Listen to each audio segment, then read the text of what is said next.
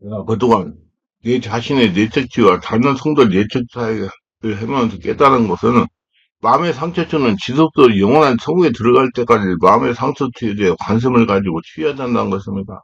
많은 목회자 성도들이 자신의 믿음 생활 열심히 하고 기도 열심히 하고 자동적으로 상처가 된다는 논리입니다. 그런데 제가 지금 와서 깨닫고 보니 상처는 본인이 혼자 기도한다고 없어지지 않다는 겁니다. 열심히 신앙생활을 위해서 살다시피 하고 집회에 몇 번 참석한다고 치유되지 않다는 거나 저와 같이 1년 동안 뇌척수를 전문하는 장소를 다니면서 치유하면 되는 것이 아니더라는 겁니다.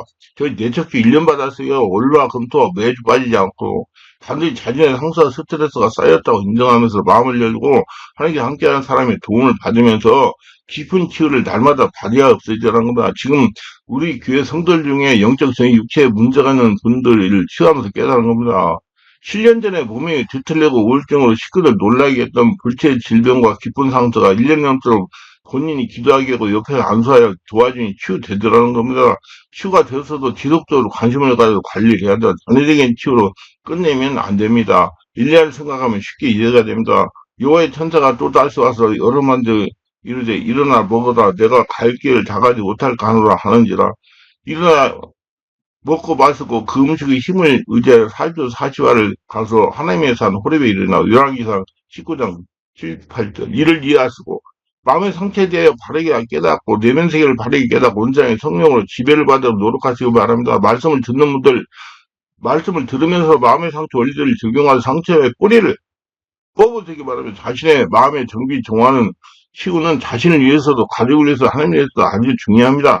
목회를 하시는 목회단 성도들 위해서 아주 중요합니다. 건강한 삶을 위해 자신의 마음을 정비하고 정화해야 돼요. 마음을 정비하고 정화는 이런 자신의 건강을 위해서 참으로 좋은 일입니다. 지금 인생 100세 시대라고 해요. 9988, 234라는 말이 많이 있었습니다. 이는 99세까지 팔팔하게 지내다가 2, 3일 아프다가 40세에 영원한 하늘나라에 가자는 뜻이면 이런데 마음의 상처가 있으면 이렇게 하려고 노력해도 아무데도 되지 않습니다. 마음의 상처는 심지어 영혼으로 육체적으로 영향을 끼칩니다. 마음의 상처가 많으면 자기 자신을 이겨내지 못합니다. 자기 자신을 심하게 비하시키거나 무가치하게 여기게 됩니다. 또는 자신에 대해 거부감, 중무감, 혐오감, 용서 못함, 열등감을 가지거나 반대로 극도로 자기사랑, 이기주의, 배타주의를 가지게 되기도 합니다. 심한 우울증이나 공황장애나 의존감을 가지기도 합니다. 이런 것은 작은 단계의 상처는 자기도 모르게 자신의 가치를 잘못 평가한 것입니다. 부모가 어릴 적 자신을 그렇게 대했기 때문입니다. 크리스천은 새로운 아버지, 참아버지를 가집니다. 이는 혈통으로 육적으로 사람들 낮아하고 오히려 하나님께서 난자들입니다. 요한복음 1장 13절. 그러면 하나님의 아버지께서 새롭게 자신의 가치에 대해 배워야 됩니다. 마귀는 어릴 때 부모로부터 들은 너는 왜 그렇게 못하느냐, 너는 왜 못난 놈이다, 너는 아무것도 할 수 없는 것이 있는 것이 없다라는 책망의 말을 자꾸 반복하여 내 마음에 들려줍니다. 참 사랑의 하나님 아버지는 우리가 실수하도록 책망보다 새롭게 나도록 늘 위로와 용기와 격려를 주시는 겁니다. 너는 할 수 있다. 한번 다시 해보자. 다시 일어서라. 도전하라고 하시는 분입니다. 산들물에도 영과 진리의 예배를 드리면서 성령으로 기도하여 마음을 정비하고 정하여 이러한 마음의 소리를 들어야 됩니다. 어릴 적 상처의 기억에서 되풀이되는 사단의 비난의 말이나 귀신이 비난하는 말이나 마음에 새롭게 올려나오는 위로하시는 하나님의 소리를 듣게 하는 것이 바로 마음의 정비, 정화입니다. 기억이나 감정에 나오는 소리는 욕심과 이성과 감정에서 나오는 것입니다. 하나님의 말씀은 이보다 더 깊은 안에서 조용하게 올려나옵니다. 마음을 정비하고 정화하여 마음 안에 주인을 계시는 성령 하나님으로부터 이 위로의 소리를 들어야 됩니다. 책망하고 비난하고 좌절하게 하는 소리가 들려오더라도 이 소리를 붙잡지 말고 계속 기도하여 안에서 울리는 위로의 소리를 붙잡고 하나님 도와주사고 외치며 나서야 됩니다. 상처에 기억되어 있는 두려움은 아픔을 기본으로 하여 세상 삶을 살아가서는 안 됩니다. 새롭게 마음으로 솟아오르는 하나님의 힘, 하나님의 생명력을 기본으로 삶을 살아가야 됩니다. 성령으로 기도하여 상처에 올라오는 것들을 빼내버리고 깊은 곳에서 들려오는 하나님 아버지의 위로와 격려의 소리를 듣는 훈련을 해야 됩니다. 지속적으로 해야 됩니다. 하나님이 깊은 속에서 밀려 올려주시는 생명력을 붙잡는 훈련을 해야 됩니다. 그리고 자기를 건전하게 사랑하시는 자가 되어야 됩니다. 자기를 건전하게 사랑하는 자는 승리에 발전할 수 있고 이러한 사람은 하나님의 도움을 누리게 됩니다.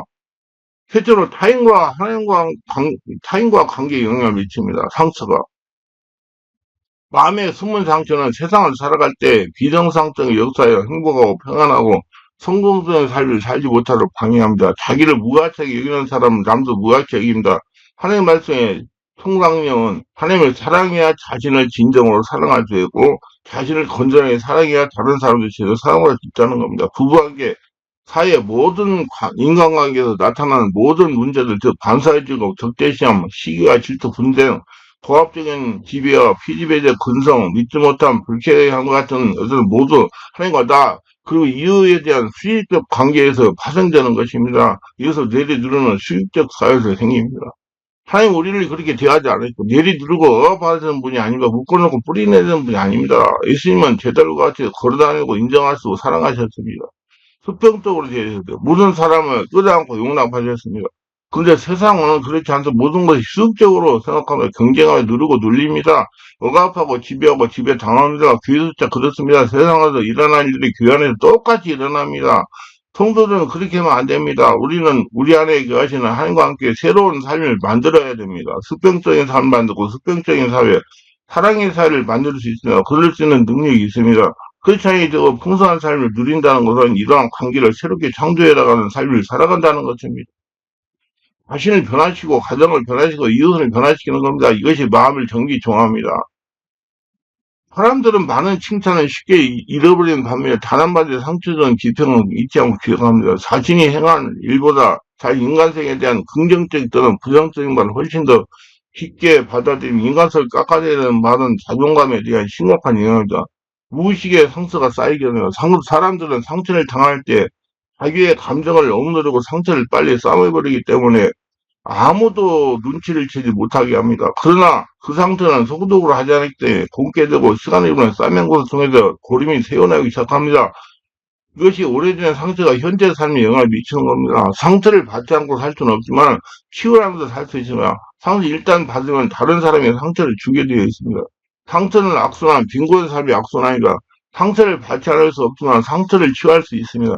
마음의 상처를 치유해야 이 악순환에서 벗어날 수 있게 됩니다. 상처고에 벗어날 수 있게 됩니다. 드디어 풍성한 삶으로 나아갈 수 있게 됩니다. 상처가 별로 나에게 영향을 주지 않게 되고 남에게도 상처를 주지 않은 부드러운 성품이 되어 상처가 주는 감정에 휩쓸지 않은 든든한 삶을 살게 됩니다. 크리스천께 주고받는 상처는 특히 깊고 깊습니다. 마음을 열고 받는 영적 상처이기 때문입니다. 귀신이 강하게 역사함으로 크리스천들을 받는 상처는 깊이 들어가기 쉽습니다. 마음의 성성의 상처와 자아색에 숨어서는 악한 귀신은 우리의 상처를 그냥 두지 않습니다. 더 강하게 역사합니다. 쓰러지게 만듭니다. 그러면서 우리는 자신도 모르게 마음에 형성된 상처를 진리의 말씀과 성령 역사로 치유받아야 되는 겁니다.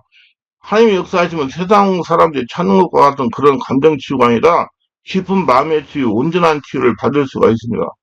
마음을 열고 인정하고 성령으로 마음을 정비하고 정화해야 됩니다. 온전한 치유는 말씀과 성령으로 마음을 정비하고 정화하고 바꾸는 거예요. 우리 주인은 예수님이 바뀌어야 됩니다. 주인이 바뀌려면 본인의 마음의 상처의 심각성을 인정하고 자신의 성령을 주인으로 인정하고 성경에서 마음을 정비하고 정화하시기에 마음을 열고 받아들이고 인정해야 돼요. 결론적으로 마음을 정비하고 정화하지 못하여 마음을 지키지만 스트레스가 쌓여요. 모든 질병의 원인은 마음에 쌓이게 됩니다. 사고 원인이 마음에 쌓이게 되면 가정과 육신의 건강과 모든 것에 대한 강건함이 마음에 시작되는 겁니다. 하나님의 축도 마음에 시작됩니다. 마음이 굳어지면 하나님이 맡기고 사람과의 관계가 맡기고 자달성과의 관계도 완다. 그러면서 서서히 죽어갑니다. 자긴도 마귀의 밥이 되건다.